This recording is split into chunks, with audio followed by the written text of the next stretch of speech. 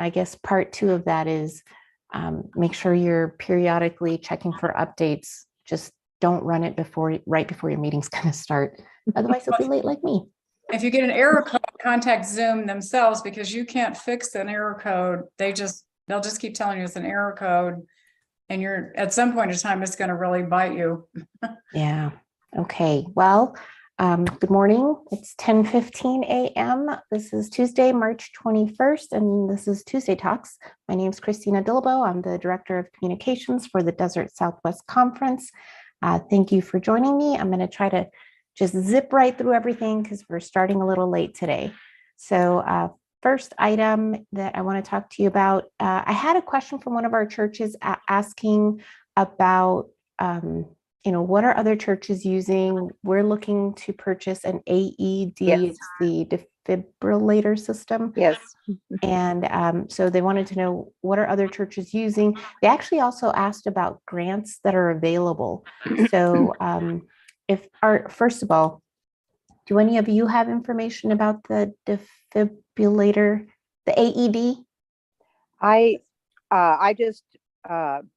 We just had a covenant board meeting last Saturday at First United Methodist in Tucson, and I did present the information about the heart sign AED, which I really like the information about it. It's gotten a lot more expensive than it was a couple of 3 years ago when we looked at doing this the first time, but it looks like a pretty good product.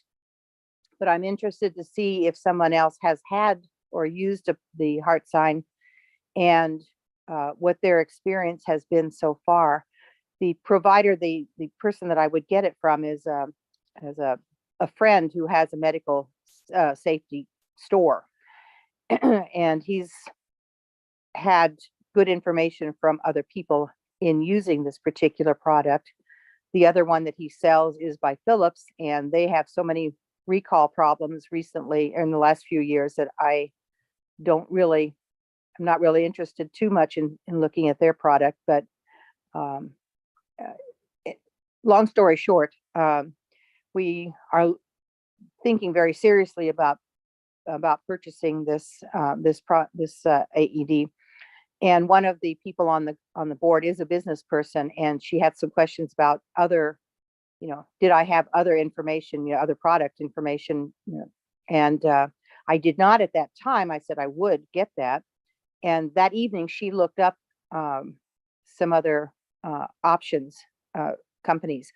And her assessment was that the heart sign AED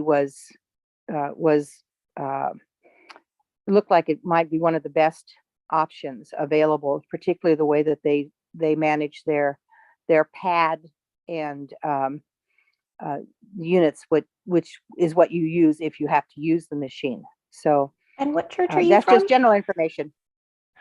What church are you from? First United Methodist in Tucson.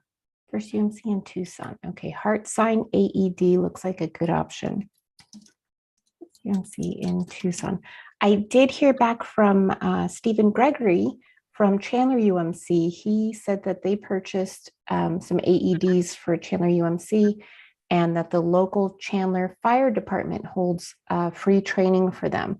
He shared the link to the product that they have or use, so I will include the link, but also I thought that was a great note that it's one thing to have the equipment. You have to have the training. And yeah, if you don't have training, you could actually hurt somebody by using the equipment. Yeah, you could hurt yourself. And the companies actually insist on having training. And my understanding from the gentleman whose store I would be getting the item, there is a very excellent video now for training as well that's available to people from Heart Sign. So I haven't seen it yet. I do plan to look at it, but certainly the training is absolutely essential. All right. Anybody else have any recommendations or information about what you're using? Okay. Oh yeah, go ahead, Chris. We've just gotten ours from AED Superstore. And then when we do trainings, most CPR classes cover AED as well now. So that's just what we do. They're crazy expensive, but I was just looking up and it looks like there are a bunch of grants out there. You just need to Really? look. Oh, Hmm. did you Google about the grants or how did you I did. find I out? just did AED grant. And there are a lot of organizations that that offer it, including it looks like Valero and Lowe's, and like Lowe's Community Partners Grant Program supports nonprofits on projects including technology upgrades and safety improvements. An AED may qualify for either of these categories. You just must be in a location where there's a Lowe's store. Excellent. Thank you so much, Chris. Sure. I'm always thinking UMC and UMC resources that it didn't occur to me. Well, hey, have we Googled? See what's available. So yes, definitely use Google. Always check to verify that you're working with a organization that is reputable. You could always double check them on like Better Business Bureau or whatever, because you never know what scams might be out there.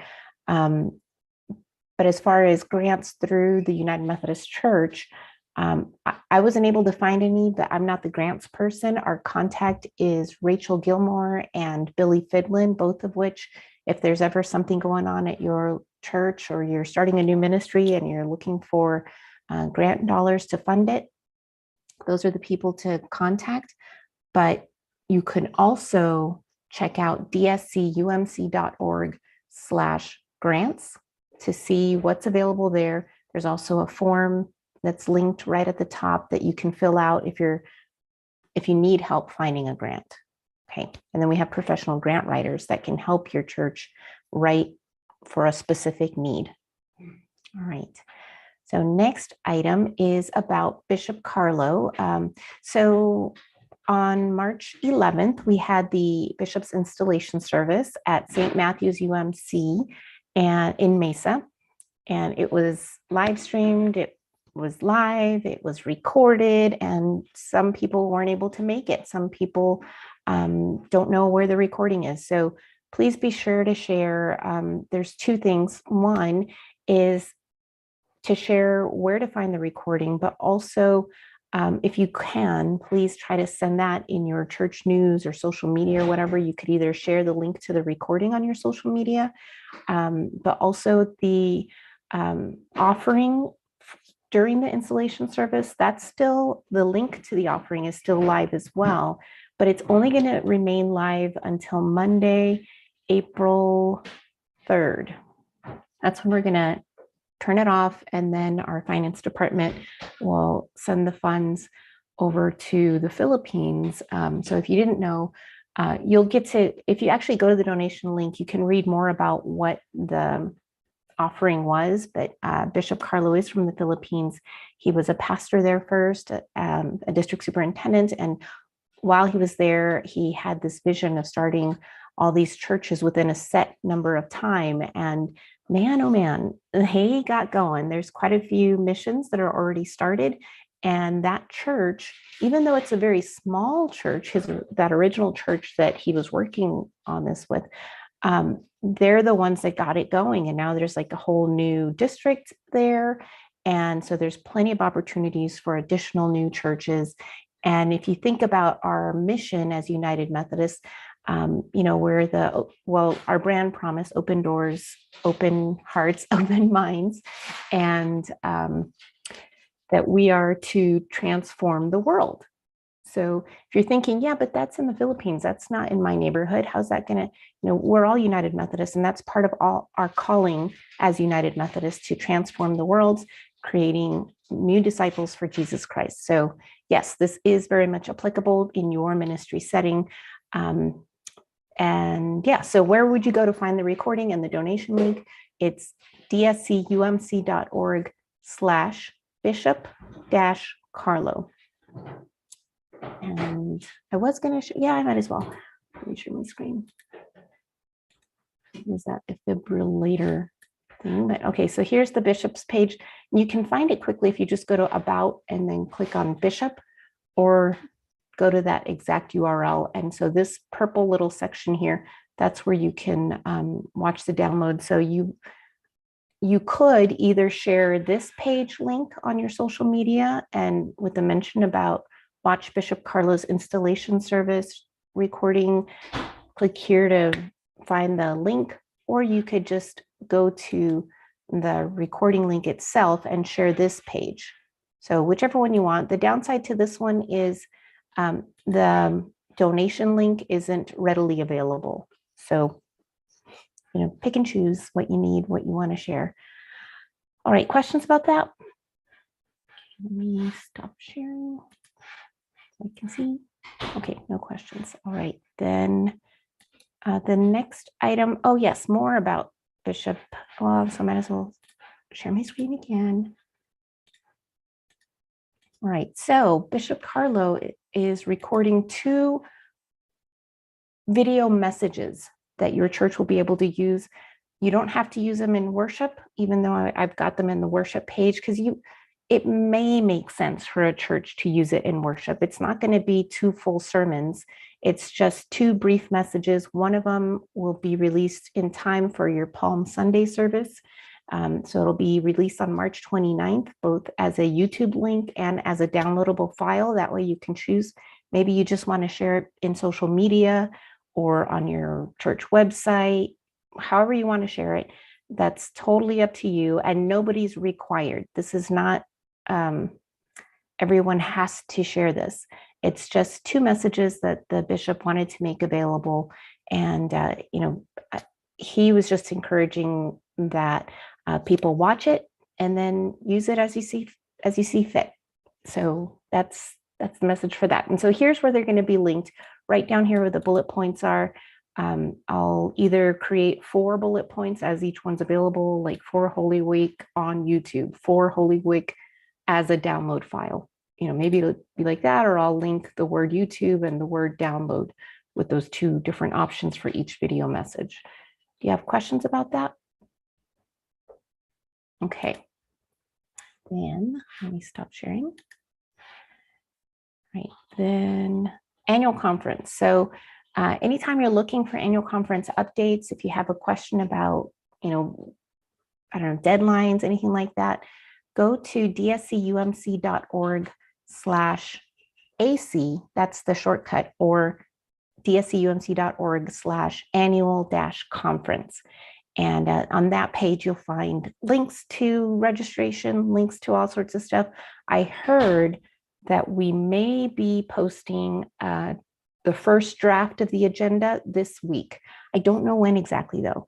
We've got our district newsletters today, and the conference newsletter publishes tomorrow. Ideally, I have it available for you all tomorrow in the weekly digest, but I don't know that it's going to be available tomorrow. So maybe you'll get some news about it next week that, hey, it was live, but you all know, because you joined Tuesday Talks and your subscribers, that it should be available on the website this week. So you could check later on to see if it's posted. Again, that's going to be at dscumc.org/annual-conference. I'm going to share my screen one more time because there are some items that I want to mention about that. Annual conference, or call to your attention. I've shared this before, but where things have slightly altered. So here's where you would see the deadlines. One of the deadlines is about the group discount for the hotel reservations. I've heard from, oops, I didn't mean to click on that. I've heard from a couple people that the reservation didn't work. It looks like there's no rooms available. It's just the availability is limited. If you're trying to make a reservation for the entire, let's say Wednesday, and check in Wednesday night, check out Sunday morning, then you might be out of luck. But if you're just gonna make a reservation for Thursday night, you'll be able to get a room. If you're just going to make a reservation for Friday night, you'll be able to get a room. So just check the availability. Something that I heard about the draft agenda is that it looks like Saturday's kind of just a half day. So that might help influence if for people in your area, if they're thinking, well, and then I got to make a reservation on Saturday because it's probably not going to end till late. You know, you might not need a reservation for Saturday because it's going to end early enough that you could still drive home or fly home, whatever the situation may be. Right? Questions about that? Yeah, Richard and then Sherry. So, am I understanding you to say that we've got the event scheduled for this convention center, but there's not enough rooms for us? Kind of. So we could I mean, only is that the hotel's problem, or is that our problem with what we asked for? it's both. Well, no, it's not really. I shouldn't say it's the hotel's problem. You know, we asked for a block of rooms, and I don't know how that works. If you reserve a block of rooms, does that mean we're on the hook for all those rooms? Had this been no COVID as part of our history, we would have a really good idea of how many rooms to reserve. But with COVID, we've had ridiculously low. I mean, with COVID being part of our history, people aren't attending in person as they used to. You see that in your Sunday attendance, right? So we want everybody to come. We're highly encouraging everybody to come. In fact, this year is the first year that online registration costs the same as in-person registration, both because there's also expenses related to just participating online, but also because, you know, maybe then we share the cost, and maybe if it's the same price, people will want to come. So we were hoping more people will come. And in the past, we've been able to add additional rooms to our block of reserved rooms as it starts to fill up when we're getting close. But this year, what I've heard about it is that the hotel's actually really getting booked up. And so there just might not be as many rooms available at this point, even though we're several months early. There must be some other event going on, is all I can think of. Sherry? Okay. So we had the same problem last year with the website and trying to make hotel reservations when we were making them early. So it sounds like the same thing again. I went ahead and made a reservation for going to the conference, but I didn't yet with a hotel. What I would highly recommend, and this is what I did last year, Richard, is to call the hotel, call that 800 number that they have there, explain to the person who actually is the person who it may be somebody back at corporate, but when you explain to them that we have a special block of rooms with them, explain who you are, explain who you're with. That's what I did. And it took him a little bit to find it, but when he did, he automatically then booked me into a room. So just do that rather than trying to book your room through the website and accepting whatever that website says. It just doesn't seem to work very well with reservations because it connects to the hotel and it doesn't work right. So call the number that's on there instead, and then just let them look for you and you'll get. No problem. Okay. Sorry. Okay. I would also, piggybacking on Sherry's, I'd say first contact our staff person that's working with the hotel, because for some reason this year they said that the only way we would get the discount is if we use the link that they provided. So they, Dina Reed is our staff contact, and she said, make sure people understand that they're not going to get the discount if they contact the hotel directly.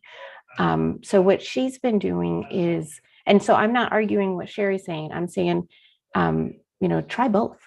Try contacting Dina, make sure that you're on the list, because she's trying to keep tabs on how many more rooms do we need.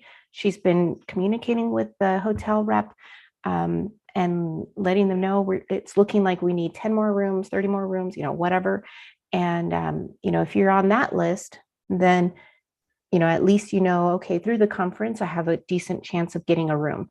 But then you could also, I don't think it would hurt to do what Sherry's saying. It worked for her last year. It could work again this year. So I'd say go both ways. Contact Dina Reed. Her cell phone's listed on there. Her email's listed on there. If you click on the link, I'm going to share my screen one more time to explain further what I'm talking about. So I'm gonna go back. Okay, so here's the annual conference page. When you click here for the hotel reservation, you're actually not going to the hotel's webpage yet. You're going to our article that has the link to the Delta Marriott's reservation. That's the link that they said only reservations that go through that link will be honored. This is Delta Marriott's website, not ours now. And this is where you could request those specific days or whatever. All right, so hopefully that's clear. You've got some options. So it's not completely booked. Christina and Richard, can you guys hear me? Yeah. Can you hear me? Okay. Yeah, I just did that yesterday.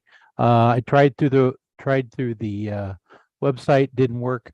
So I called the hotel directly, and they were very, very cooperative.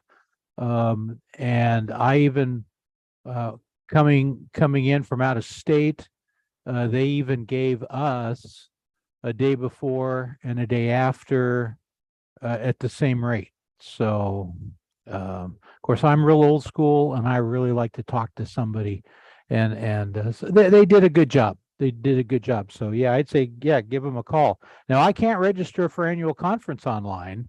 I tried it 3 times and it didn't work. So maybe I'll just show up and that'll be okay. No, you do need to register. So Jim, you and I, if you want, we can meet via Zoom and work on it together. I know there's been different times where updates have been happening to the registration form, or maybe there was an update to the website, and so the registration form was temporarily unavailable. I've heard from some clergy where they were registering, but it didn't process because you have to enter your email address twice, and turns out they didn't have it exactly the same on both. So if there was any discrepancy, then I'm sorry, registration's not going to work. But it should be fine now. People are registering. I'm happy to help you register like through a Zoom meeting so we can both watch the screen at the same time, and I can point out if there's any issues, but at the same time, I can also witness what issues you're experiencing and might be able to troubleshoot. I'll try it a couple more times and see what happens. I just figured it was because I'm from Nebraska. No, No. it's fine. Go ahead, Sherry. So just to clarify, there are no meetings or anything that would, for any of the laity on Wednesday, correct? So the full day actually starts with meetings in the conference center on Thursday. It's all day on Friday. And those 2 days are the real meat of the thing. Is that correct? Well, Saturday morning, there's still going to be stuff. I haven't seen the final agenda, so I can't say if Saturday mornings is just going to be like, I don't know what it, like. I understand. You said there would be a half day on Saturday. I'm just saying those 2 full days will be Thursday and Friday, because when you look at the hotel reservations, you actually could make a reservation according to that on Tuesday night. And then I started wondering, well, is there something on Wednesday that I need to be there for as well? And it goes through Monday if you look at that block that's on that reservation. So I just wanted to clarify exactly, this is on Thursday and Friday and Saturday morning.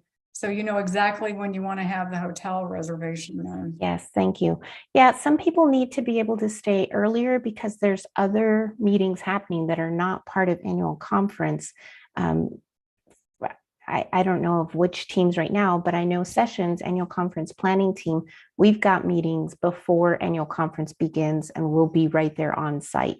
Of course, our media team from GNTV will be there before, so they need to be able to spend the night. They'll be there the whole day before, so I think they spend the night. Anyway, point is, other people need to, but annual conference itself is Thursday, Friday, and Saturday. That's it. Right? Okay. Yes, go ahead, Richard. Yeah, I just tried to pick some rooms for Wednesday night, Thursday night, and Friday night, and they told me no deal. I don't know, how we're supposed to go to annual conference if we can't get a room. I'm kind of confused about how this is supposed to work. Yeah. So you can either like they said, call the hotel, but also let Dina Reed know. She's the person that's getting all those rooms available. So either one of them, you should be able to get a room, and Dina will be able to explain about options and all that business. Okay, I'll give it a shot. Thanks, Richard.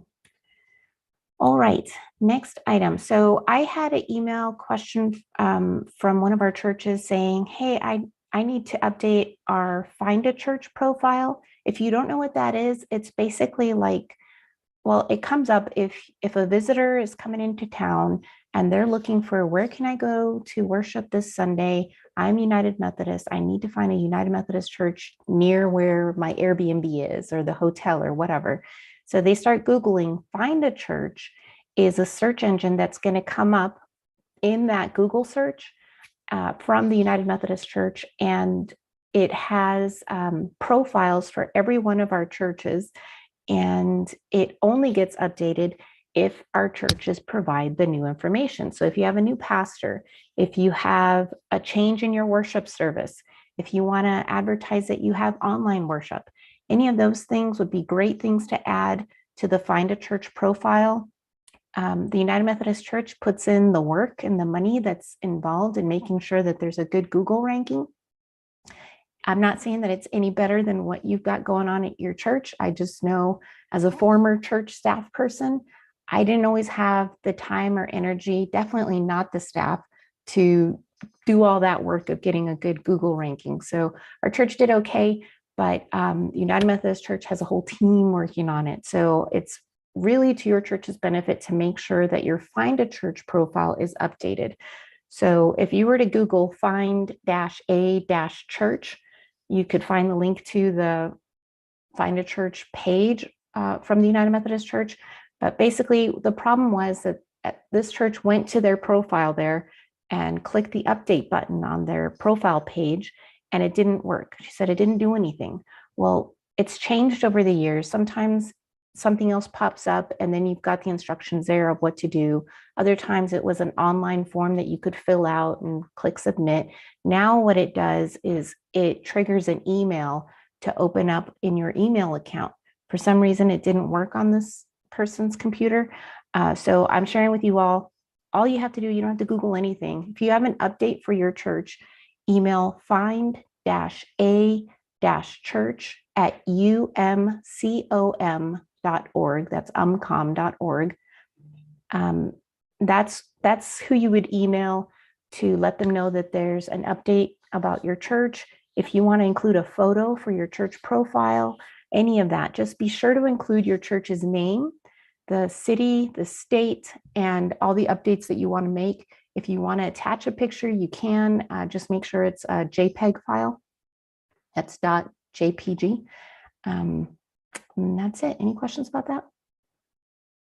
Okay. Next item. So I heard from one of our churches that they had received, I don't know if you know or if you've heard of a meeting owl. It's this all-in-one machine that has a camera, a microphone, speakers. It can launch meetings as long as it's plugged into a computer and an external monitor. It's basically what you would use to run a Zoom meeting in a conference room so that a bunch of people can see all the different little squares on the screen. And you don't need a whole bunch of equipment to make any room at your church or your home or whatever group Zoom meeting room. So normally the meeting owl, it used to cost somewhere around $1,000, and it's pretty expensive. But the cool thing about it is that it's got a 360-degree camera on top. So you could be sitting at a table, at a round table or whatever, and all the people at the table would be seen in the Zoom meeting as individual squares. And I don't know how it does that. It's got AI that does brilliant things. But anyway, so $1,000, that was a lot. But when I heard from this church that they got it, she thought it was about 50% off. So I'm like, oh my goodness, how did you get that? I need to know, because churches are going to want to be able to have that option. So it turns out it's not fully 50% off. And Meeting Owl has a new version. It's the Meeting Owl 3. That one, the difference between the Meeting Owl 3 and the one that you can get as a nonprofit at a discount, that's the Owl Pro. The difference from what I understand is the type of plugins that it has. The Meeting Owl 3 has USB-C 3, USB-C 3. You get it as the plugins, where the Meeting Owl Pro is USB-C to USB. That was the difference. So the functionality, the 360 camera, all that works the same. It even looks the same. So right now, the only way you could get a Meeting Owl Pro, number one, the price went down to $8.99. But as a nonprofit, you can email to request the nonprofit price, and then it's only $599. So it's not a full 50% off, but it's close. And that's only if you compare it to the new version. So you wouldn't get the Owl 3, it's the Owl Pro, it's the old version, and it is refurbished. So what I understand from talking to the sales rep, because I didn't know it was going to be refurbished, and that always kind of makes me nervous, like, what bugs am I inheriting? She said that it's not that they are all like broken or returns and that they fixed them up to sell them again. It's just that they're no longer creating new ones.